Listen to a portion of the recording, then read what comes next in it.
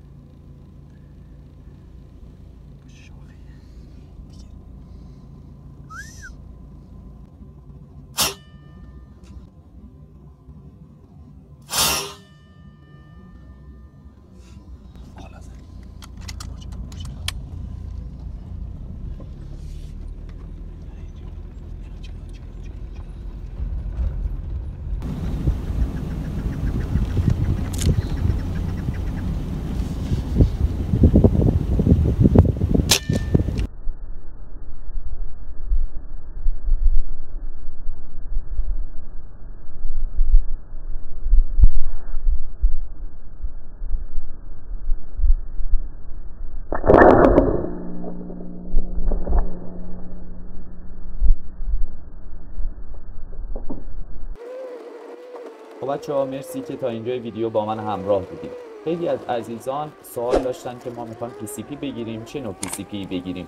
ببینید طبق تجربه خودم تو این چند سال PCP هایی که طول لولشون کوتاه هست مثل آرتمیس T15، کرال پانچر بریکت و قنداقشون هم باید حتما فایبر باشه. چرا؟ چون به خاطر اینکه وزن سبک و توی مسافت‌های طولانی اذیت نمیشیم و بهتره که هر دو نمونهشون لول شروط باشه.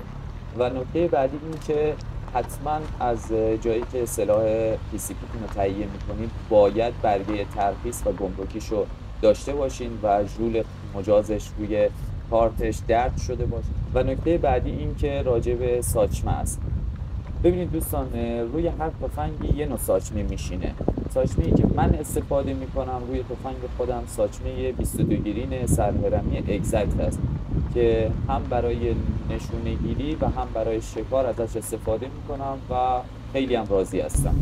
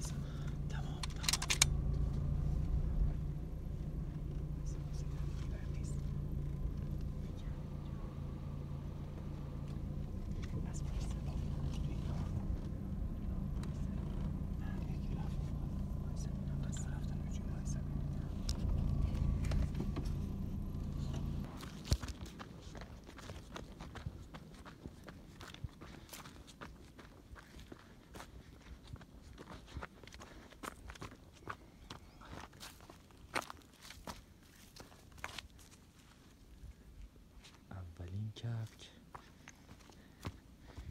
فاصله 6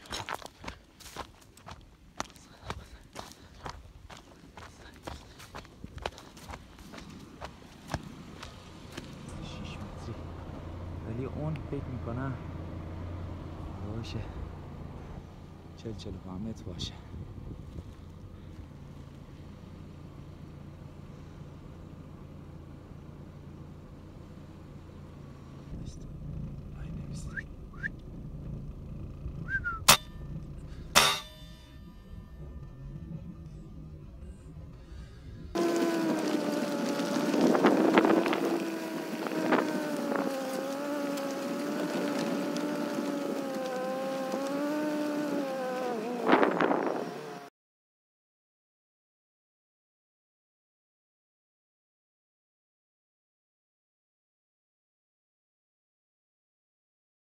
مرسی که تا انتهای ویدیو با من همراه بودید. امیدوارم از این ویدیو لذت برده باشید. لطفاً ما را به دوستانتان معرفی کنید و فراموش نکنید که لایک، کامنت و سابسکرایب کنید تا ویدیوهای بعدی رو هم ببینید. از همراهی شما سپاسگزاریم و تا ویدیوهای بعدی، خدا نگهدار.